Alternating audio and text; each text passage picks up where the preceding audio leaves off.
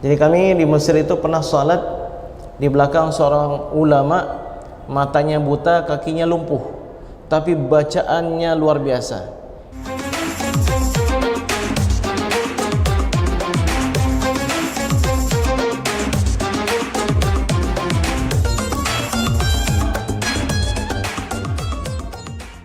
Bapak Ibu sekalian yang dimuliakan oleh Allah Subhanahu wa taala. Ada beberapa istinbat hukum penting dari hadis ini. Yang pertama, hadis ini secara zahirnya menunjukkan wajib ulang salat kalau belum dilaksanakan secara berjamaah. Kenapa? Karena Nabi SAW menegur dengan tegas tadi, jangan kalian lakukan lagi.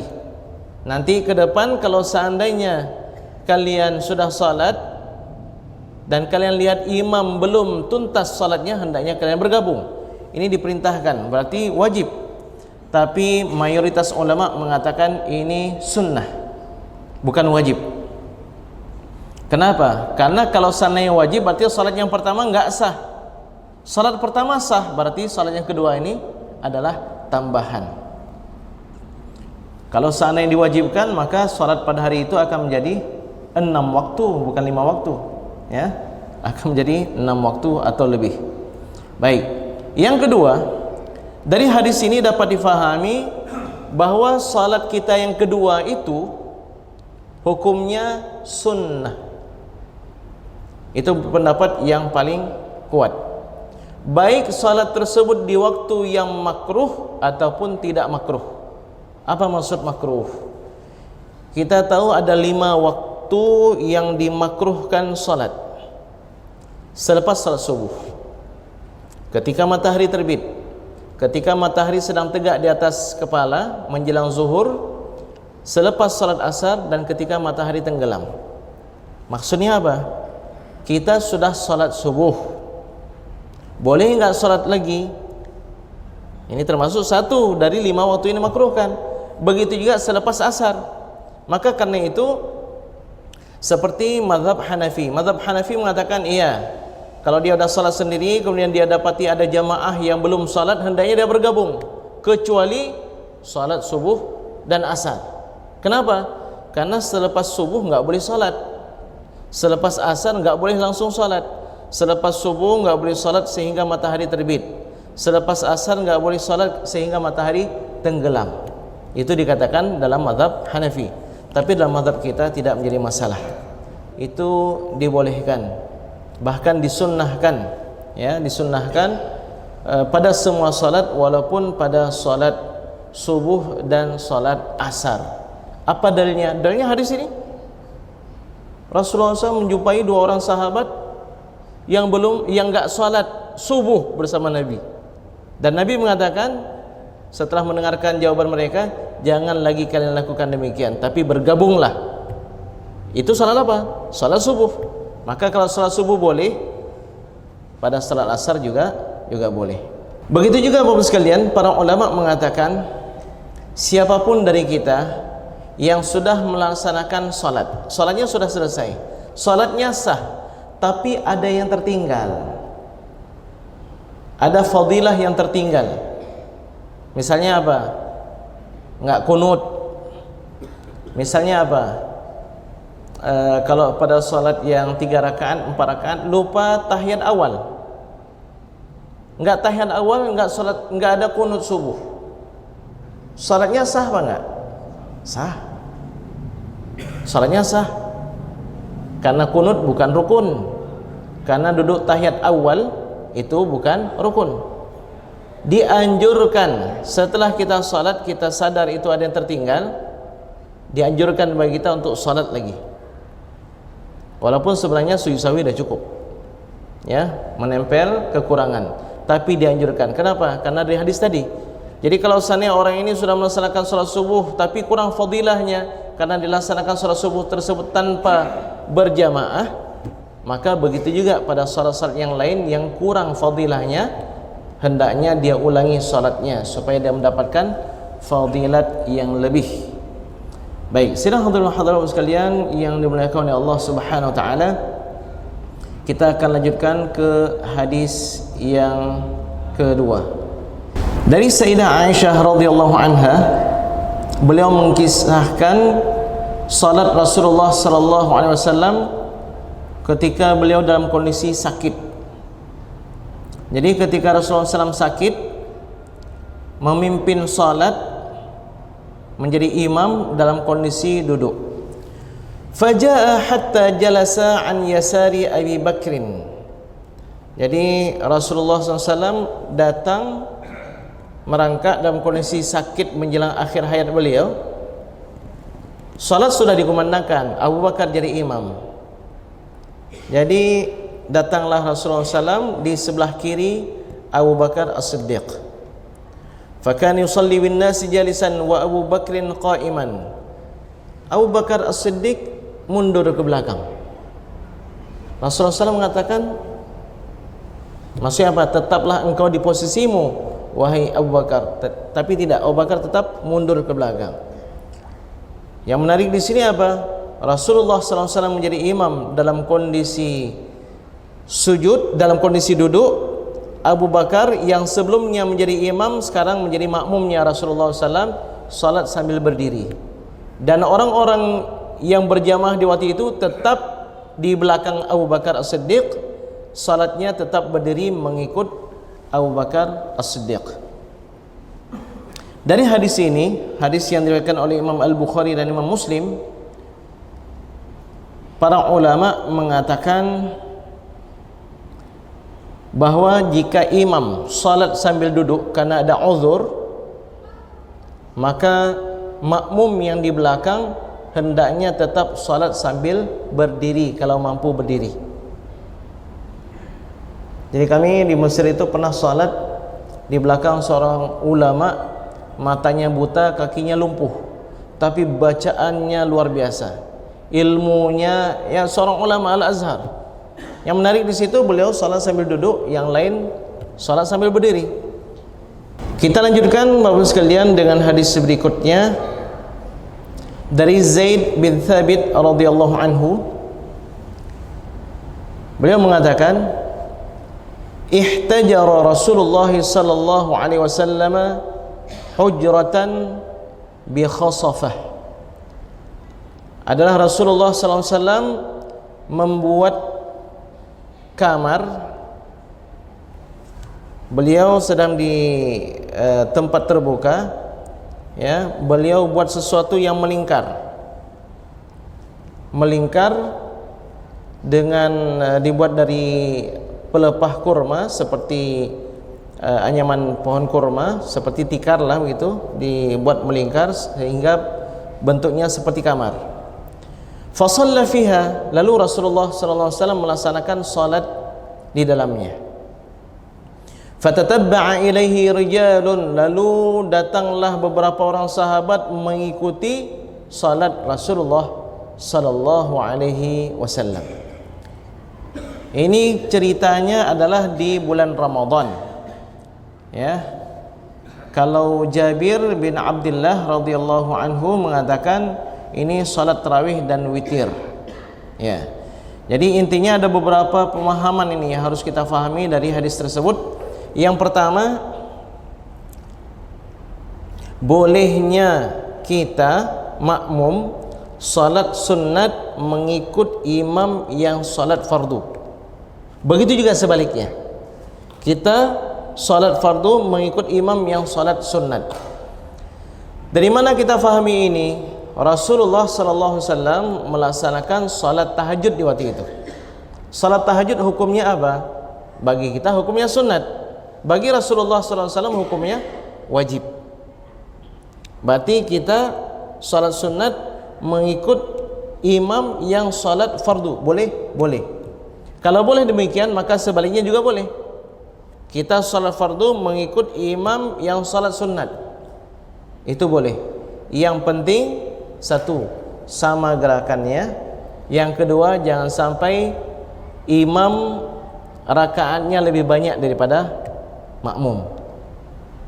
Jadi misalnya kita mau berangkat ke Luk Semawai, kita mau salat maghrib, lewat masjid ni kayaknya kurang pas ni, lewat masjid ni kurang pas kayaknya, sampai akhirnya ni pas ni. Begitu singgah, ternyata sudah selesai salat maghrib di situ.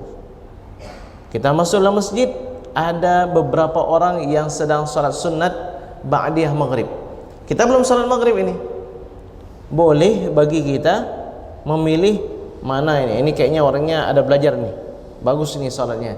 Bergabung atau mengikut dia. Kita salat fardu maghrib, mengikut seseorang yang salat sunat ba'diyah maghrib. Boleh. Mayoritas ulama mengatakan tidak boleh. Tapi dalam mazhab kita, mazhab al-Imam Asy-Syafi'i, itu dibolehkan. Yang tidak boleh bagaimana? Ya, dia salat jenazah. Ya. Kita salat zuhur bermakmum kepada imam yang salat jenazah, enggak boleh. Kenapa? Karena salatnya berbeda. Begitu juga sang imam sedang salat gerhana matahari, gerhana bulan. Kita ikut dia salat zuhur, asar atau maghrib dan isya. Boleh? Enggak boleh. Kenapa? Karena salat gerhana itu 2 kali rukuknya. Ya, dalam satu rakaat itu 2 kali rukuknya dan 2 kali al-Fatihahnya. Begitu juga Bapak sekalian, kita mau qasar salat, bermakmum kepada sang imam yang salatnya sempurna, enggak boleh.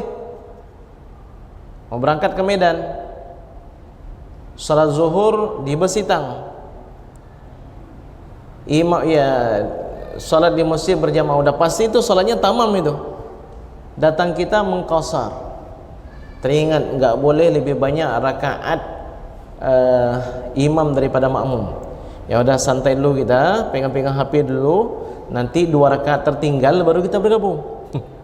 Atau 1 rakaat tertinggal baru kita bergabung. Ternyata enggak boleh Bapak sekalian. Tidak boleh seorang yang muqassir, yang melakukan salat secara qasar, mengikut imam yang mutimmun, ya, imam yang melaksanakan salat secara tamam 4 rakaat, tidak boleh. Walaupun di 1 rakaat terakhir, walaupun di duduk tahiyat akhir, tidak boleh. Tapi kalau sebaliknya boleh. Imamnya qasar, makmumnya tamam, boleh. Misalnya datanglah seorang syekh atau seorang ustaz dari Jakarta atau dari Mesir atau dari mana gitu, datang ke Masjid Rahmah untuk salat zuhur atau salat isya. Syekh taqaddam lil imam, majulah syekh untuk jadi imam. Saya qasar ya, saya qasar 2 rakaat. Nanti selepas salat, saya selepas salam, jamaah sekalian sempurnakan salat masing-masing. Boleh? Boleh. Setuju? Setuju. Maka dia pun salat 2 rakaat, salat zuhur atau salat isya. Assalamualaikum warahmatullahi, Assalamualaikum warahmatullahi. Kita makmum yang bukan musafir wajib menyempurnakan ke rakaat ketiga dan rakaat keempat. Apakah jamaah kita itu sah? Sah. Dan itu pernah dilakukan oleh Rasulullah sallallahu alaihi wasallam kepada sebuah penduduk negeri. Sallu fa inna qaumun safar. Sempurnakan salat kalian karena kami sedang dalam kondisi musafir. Kemudian dari hadis ini dapat difahami Bapak sekalian, kalau seandainya kita katakan bahwa salat tahajud Nabi itu salat sunnat, kan ada 2 versi itu. Ada ulama yang mengatakan, ada mazhab yang mengatakan bahwa tahajud itu wajib ke atas Nabi, sunnat kepada umat Nabi. Ada mazhab yang kedua mengatakan tahajud itu di awalnya wajib kepada Nabi, tapi kemudian sunnah kepada Nabi. Kalau seandainya kita katakan salat tahajud itu sunnah kepada Nabi, maka dapat difahami boleh sunnat itu dilakukan secara berjamaah. Tahajud dilakukan berjamaah boleh? Boleh. Salat duha dilakukan secara berjamaah boleh? Boleh. Banyak sekarang SDIT, SMPIT, pesantren-pesantren buat salat duhanya berjamaah. Kalau mungkin 5 tahun atau 6 tahun yang lalu, oh itu ada ya di antara ustaz-ustaz tengku-tengku itu, oh enggak boleh itu. Padahal dalam kitab-kitab mazhab Syafi'i dikatakan di sana salat sunat terbagi kepada 2. Yang pertama salat sunat yang dianjurkan untuk dilaksanakan secara berjamaah. seperti salat istisqa, seperti salat gerhana, seperti salat Idul Fitri, Idul Adha, seperti salat tarawih. Dan ada salat sunat yang dianjurkan untuk dilaksanakan secara sendiri-sendiri, seperti tahajud, seperti witir di luar Ramadan, seperti salat duha, salat sunat rawatib, dan seterusnya. Itu baca kitabnya jangan sampai di situ aja, ada kelanjutannya. Sekiranya salat yang dianjurkan untuk dilaksanakan secara sendiri-sendiri ini dilakukan secara berjamaah, maka salatnya tidak makruh. Bukan tidak haram, tidak makruh. Kalau enggak haram, ada kemungkinan makruh nih, ya. Ini enggak makruh, berarti boleh. Jadi mau buat salat sunat tasbih berjamaah, silahkan. Mau melaksanakan salat duha berjamaah, silahkan. Salat tahajud dilaksanakan secara berjamaah, silahkan. Terutama di sekolah-sekolah, untuk supaya lebih teratur, lebih disiplin, supaya bisa ditanamkan nilai-nilai pendidikan. Baik, saudara hadirin sekalian yang dimuliakan oleh Allah Subhanahu wa taala. Ya, mungkin sampai di sini ada pertanyaan dari Bapak sekalian. Assalamualaikum warahmatullahi wabarakatuh. Waalaikumsalam.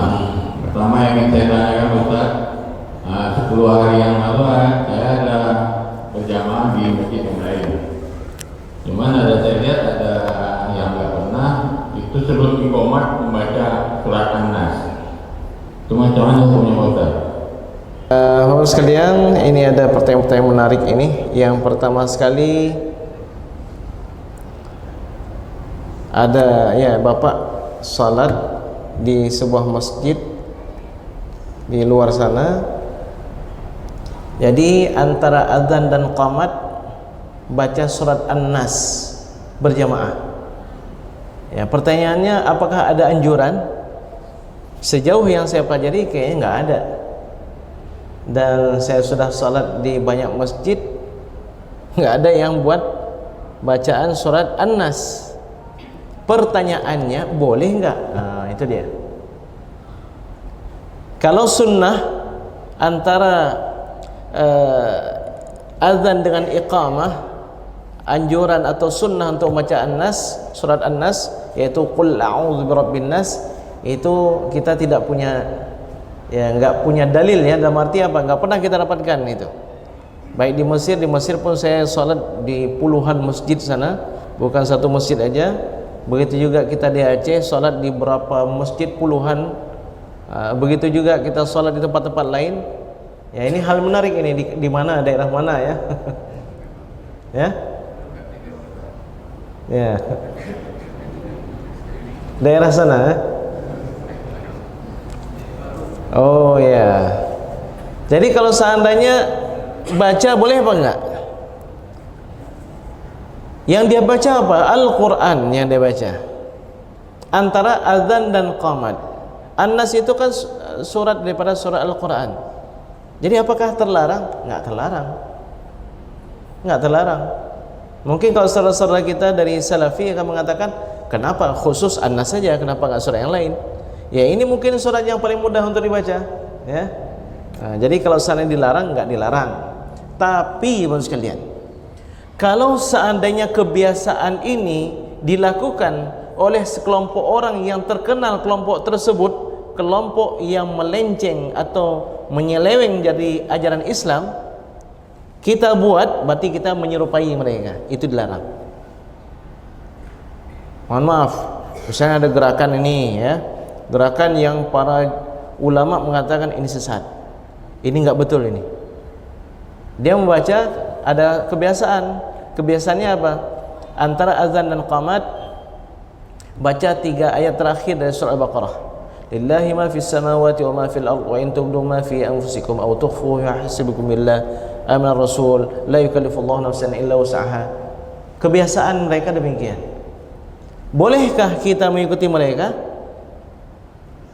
Membaca ayat tersebut itu boleh, karena itu bagian pada Al-Quran. Tapi mengikut mereka, yang mana mereka itu adalah orang yang sudah difatwakan oleh para ulama sebagai orang yang sesat, itu kita enggak boleh mengikuti mereka.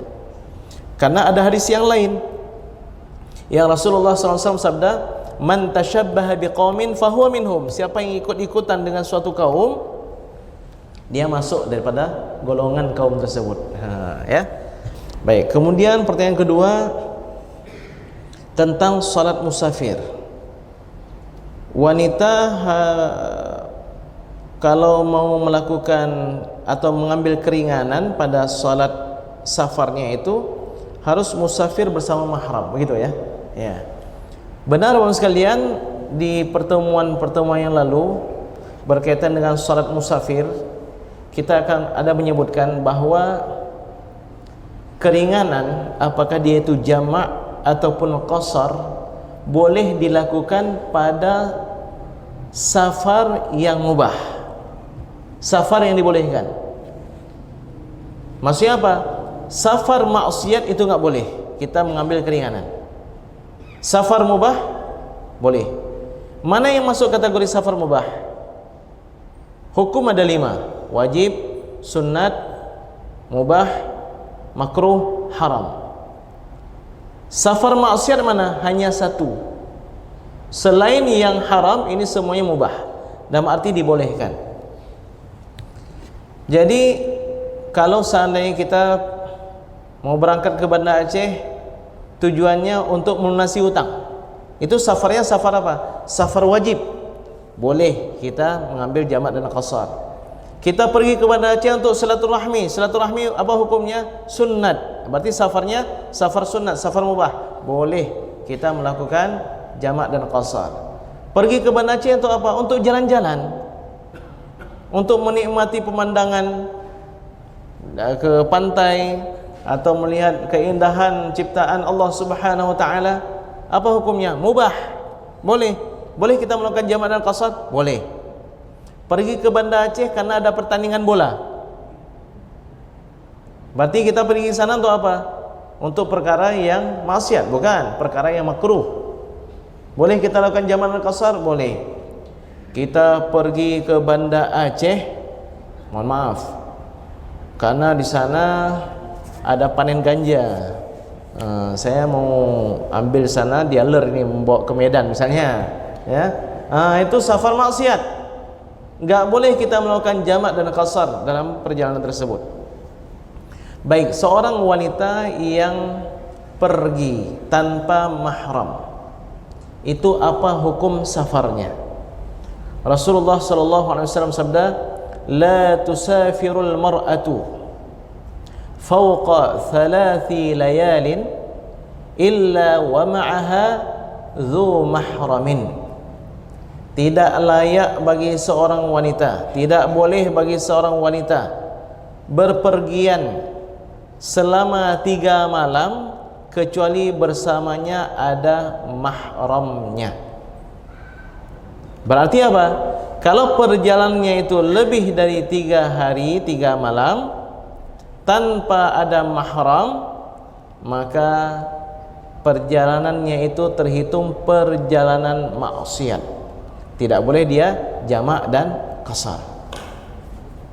Kalau nggak sampai 3 hari, nggak masalah di sini. Oke, Ustaz, apakah 3 hari 3 malam ini atau mahram ini harus betul-betul mahram? Ataupun kalau dia aman dalam perjalanannya itu masuk dalam kategori ada mahram? Maksudnya apa? Bersamanya ada 2 orang atau 3 orang sahabatnya wanita yang terpercaya. Boleh. Ini mayoritas ulama mengatakan masuk kategorinya nih. Masuk kategorinya. Tapi kalau dia pergi sendiri, nggak ada teman yang salihah, ini temannya pun harus teman yang salihah ini. Teman yang mengingatkan, jilbabnya nampak itu, rambutnya sudah mulai nampak. Waktu salat kita sudah tiba. Harus wanita yang thiqat istilahnya. Tapi kalau wanita yang nggak thiqat, ya, justru ketika kita bertemu dengan dia semakin semangat buat maksiat, ini nggak masuk kategori ada mahram. Jadi ibu sekalian, terutama kaum ibu, kalau seandainya bersama ibu ada mahram, itu yang terbaik. Suami masuk dalam kategori mahram, walaupun suami bukan mahram, ya, karena kalau mahram nggak boleh menikah. Ya. Termasuk kategori mahram adalah wanita thiqat, 2 orang lebih, wanita yang terpercaya agama dan akhlaknya. Tapi kalau tidak, maka sangat disayangkan ya, sekalian. Jadi kalau seandainya harus mahram, itu enggak ada ulama di Mesir itu yang mengharamkan para mahasiswi yang belajar sampai ke Mesir. Oh, kalian mana mahramnya? Enggak ada mahram, pulang semua, enggak ada. Dan ada juga ulama yang mengatakan perjalanannya ini karena perjalanan fardu atau perjalanan sunat. Menuntut ilmu itu perjalanan fardu. Pergi haji kali pertama itu perjalanan fardu. Itu kalau kita lihat dalam mazhab Syafi'i misalnya, kaum wanita yang pergi haji atau pergi umrah kali pertama, itu haji dan umrah yang wajib. Boleh bersama wanita yang thiqat. Tapi kalau untuk kali kedua, itu bukan haji wajib lagi, bukan umrah wajib lagi, itu harus dengan mahram. Itu pendapat yang kuat dalam mazhab kita, mazhab al-Imam Asy-Syafi'i. Kemudian pertanyaan berikutnya, musafir enggak boleh berimam dengan imam setempat kalau dia mau jamak, atau dengan kata lain, wahai kaum musafir, kalau anda ingin melakukan jamak, enggak boleh bermakmum kepada imam setempat. Bapak-Ibu sekalian yang dimuliakan oleh Allah Subhanahu wa taala, ya, ada sampai kepada saya juga pertanyaan, Ustaz, katanya kalau kita salat Jumat, ya, salat Jumat dengan di suatu negeri, enggak boleh kita melakukan jamak asar. Betul itu? Ya, betul. Tapi itu dalam mazhab Hambali. Ya, kalau kita tanya sama ustaz-ustaz yang tamat dari Madinah, ya, enggak salah mereka. Kenapa? Mereka belajar di sana fikih mazhab Hambali. Tapi dalam mazhab kita, enggak usah jauh-jauh, kitab Al-Bajuriyah aja di sana disebutkan bahwa boleh kita melakukan salat Jumat, kita dalam kondisi musafir ini. Kita melaksanakan salat Jumat, tentu bermakmum dengan imam setempat, lalu kemudian melaksanakan salat asar jamak. Ini karena ini jamak takdim, maka harus dijaga mualat. Begitu selesai salat Jumat, jangan berdoa dulu, jangan berzikir dulu, langsung segera melaksanakan salat asar.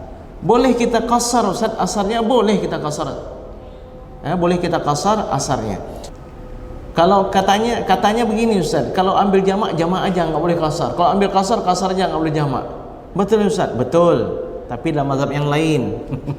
Dalam mazhab kita, jamak dan qasar itu boleh diambil satu paket.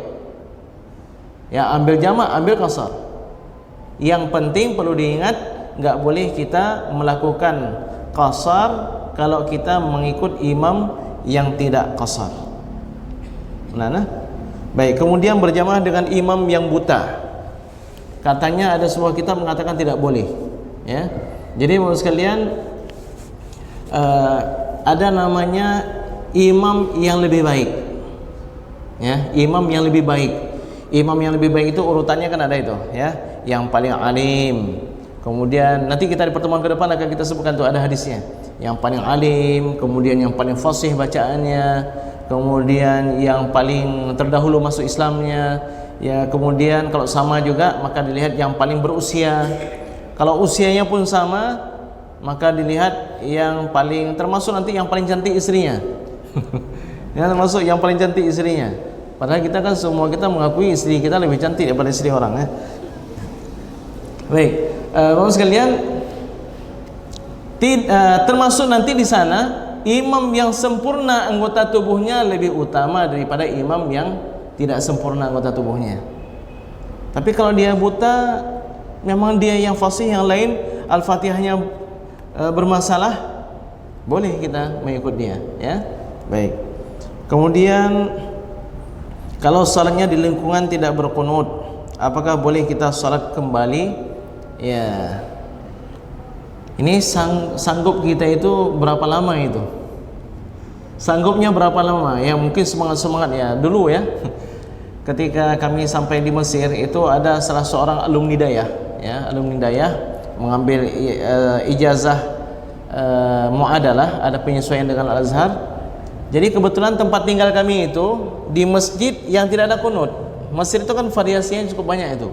Ada yang mazhab Hanafi, mazhab Maliki, mazhab Syafi'i, mazhab Hambali. Tapi kalau Al-Azharnya, Masjid Al-Azhar itu mazhab Syafi'i, ada kunut. Jadi kebetulan di waktu itu beliau itu saya lebih tua setahun daripada beliau tiba di Mesir. Jadi Masya Allah, setiap subuh dia sujud sahwi. Setiap subuh dia sujud sahwi. Kenapa? Imamnya tidak ada kunut. Kami sudah bisik-bisik, tak kalah pedum trip intern. Kita tunggu berapa lama sanggup dia sujud sahwi terus. Rupanya 1 bulan tak sampai pun. Setelah itu kakak menyokan lagi, kakak pupus habis subuh sujud sahwi.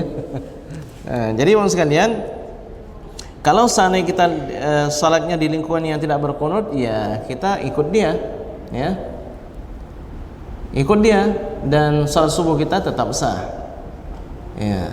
Tapi kalau seandainya di sebelahnya ada masjid yang berkunut, kenapa kita pergi kemari? Pergi ke masjid sebelahnya. Ustaz, di masjid yang ada kunut bacanya panjang kali Ustaz, nggak sanggup kami berdiri Ustaz. Itu subuh itu Ustaz, Masya Allah, 2 halaman, 3 halaman, 4 halaman. Ini di pertemuan ke depan kita akan bahas ini hadis tentang Mu'adz bin Jabal yang pernah jadi imam panjang-panjang kali bacaannya, sampai ada jamaah yang keluar dari jamaah tersebut.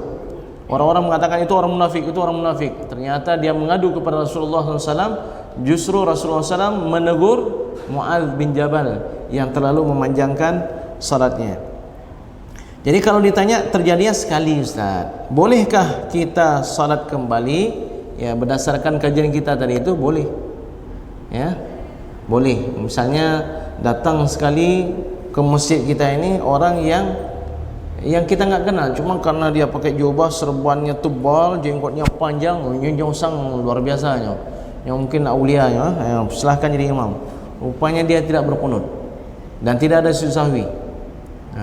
Kita dianjurkan bagaimana? Kita makmum dianjurkan sujud sahwi, walaupun imam tidak sujud sahwi. Tapi memang saya pun ada juga bicara dengan beberapa orang yang belajar kitab, belajar didayah.